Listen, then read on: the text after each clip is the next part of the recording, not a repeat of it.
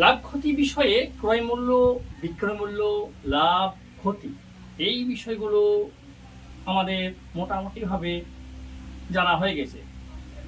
এই লাভ ক্ষতির অঙ্কতে আরেকটি শব্দ আছে, শব্দটা হলো কি না, ধার্য মূল্য। ধার্য মূল্য, এই ধার্য মূল্যটা কি সেটা কিন্তু একবারে ক্লিয়ার ভাবে বুঝতে হবে। ধার্য মূল্য মানে হলো এই কথা, মনে করো কোনো একজন উৎপাদনকারী কোন একটা জিনিস উৎপাদন করছে বা তৈরি করছে। এই উৎপাদন করতে গিয়ে, তৈরি করতে গিয়ে তার একটা খরচ পড়ে।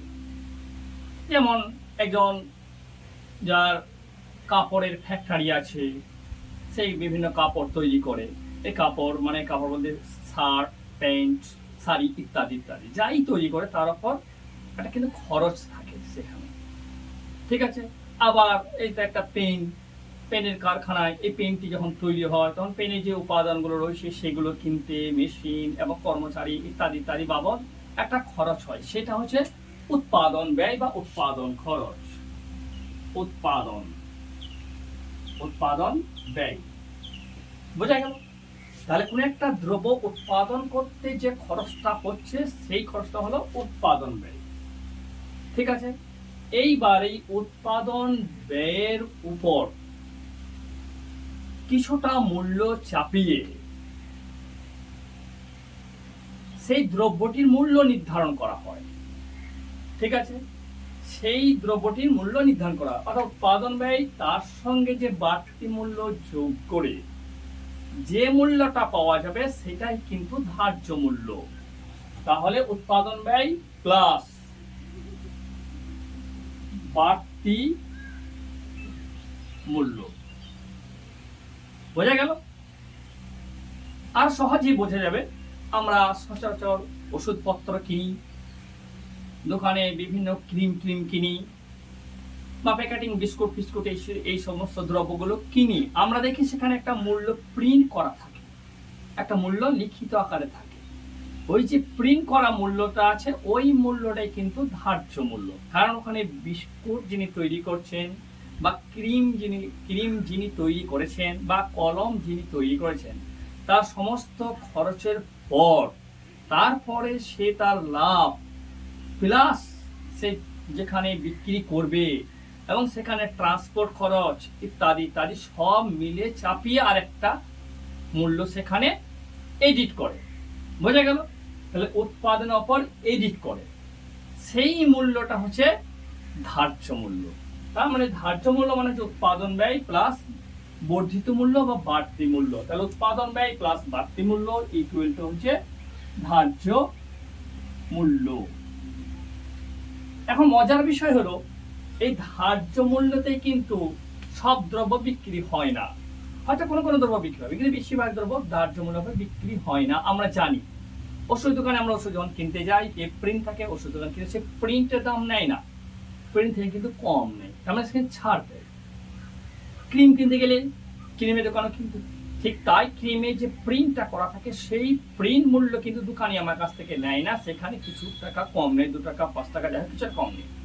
এই যে কম নিচ্ছে সেটাকে বলা হচ্ছে কি ছাড়, ঠিক আছে। তাহলে ধার্য মূল্য রইল অর্থাৎ লিখিত মূল্য, তার সঙ্গে ছাড় দিল, তারপর দোকানদার জিনিসটাকে বিক্রি করছে কাকে না, রিটেলারকে। তাহলে নিশ্চয়ই এই যে বাড়তি মূল্য রয়েছে এই বাড়তি মূল্য থেকে ছাড় দিচ্ছে, ছাড়ের পর কিন্তু লাভ রাখছে, এটা কিন্তু মাথায় রাখতে হবে। তাহলে ধার্য মূল্য বোঝা গেল।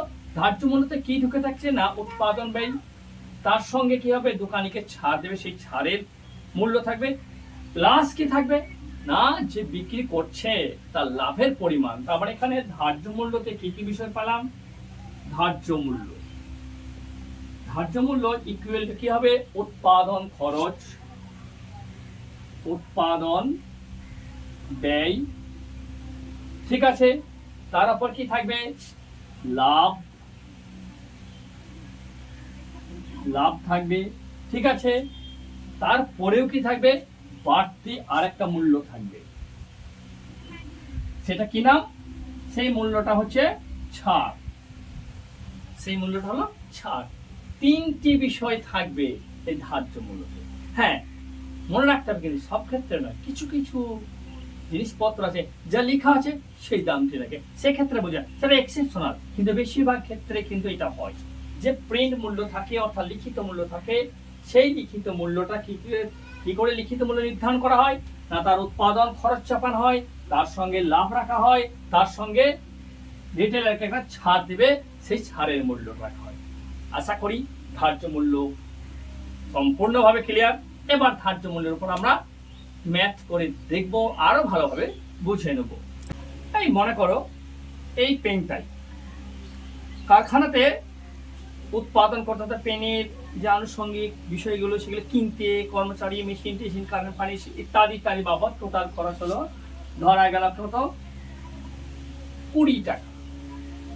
এবার যিনি কারখানা মালিক তিনি এই 20 টাকার উপর লাভ করতে চাইছেন 5 টাকা, তাহলে 5 টাকা লাভ যোগ করলো, ঠিক আছে। এই তো সরাসরি বেচতে পারছে না,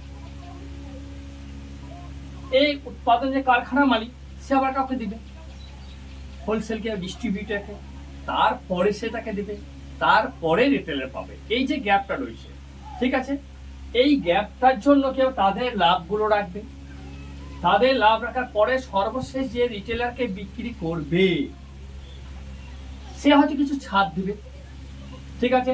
ওইগুলো মিলে দেখা গেল কি টোটাল আরো 5 টাকা যোগ হলো।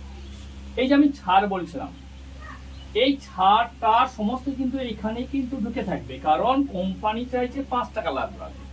এবার ডিস্ট্রিবিউটারকে হয়তো 1 টাকা দিবে, ডিস্ট্রিবিউটার থেকে স্টক যিনি স্টকিস্ট আছে তাকে 1 টাকা দিবে, 2 টাকা, আবার রিটেলার হয়তো নিবে 2 টাকা, 4 টাকা, আর 1 টাকা হয়তো ছাড়।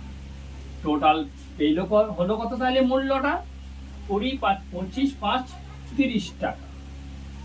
এই যে 30 টাকা হলো, এইটা হলো ধার্য মূল্য, বোঝা গেল 30 টাকা ধার্য মূল্য কি করে হলো।